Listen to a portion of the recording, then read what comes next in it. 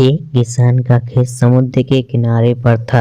उसने इस खेत को किसी अन्य किसान को इस खेत में काम करवाने के लिए कई विज्ञापन दिए, लेकिन ज्यादातर लोग समुद्र तट पर स्थित खेत में काम करने के लिए तैयार नहीं थे। समुद्र के किनारे हर रोज भयंकर तूफान उठते रहते थे जो जानमाल और फसलों को नुकसान पहुंचाते थे।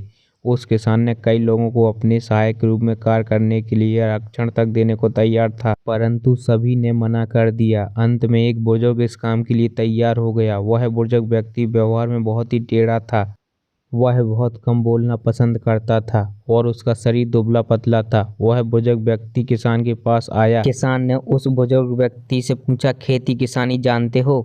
उस बुजुर्ग व्यक्ति ने उत्तर दिया, हाँ मैं खेती जानता हूँ और मैं उस समय सो सकता हूँ जब तूफान आ रहा हो। बुजुर्ग आदमी के इस जवाब से किसान बिल्कुल संतुष्ट नहीं था, किंतु उसके पास उसे रखने के अलावा और कोई दूसरा रास्ता नहीं था। वह बुजुर्ग व्यक्ति सुबह से शाम तक खेत में काम में लगा रहता था। किसान भी उसकी काम से संतुष्ट था।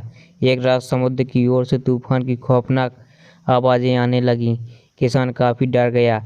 किसान अपने बिस्तर से बाहर निकला और अपनी लालटेन को जलाया। इसके बाद वह किसान दौड़ते हुए उस बुजुर्ग व्यक्ति के पास पहुंचा।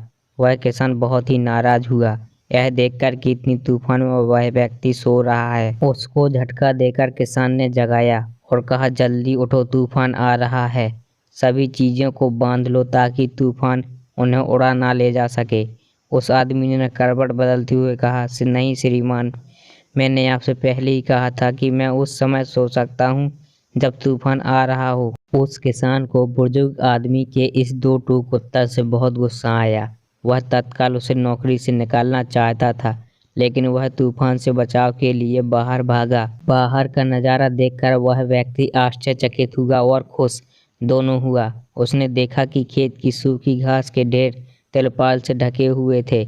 सभी गायें अपने तबेले में बंधी हुई हैं और मुर्गियां अपने दरमे में भी, साथ ही साथ दरवाजे बंद थे।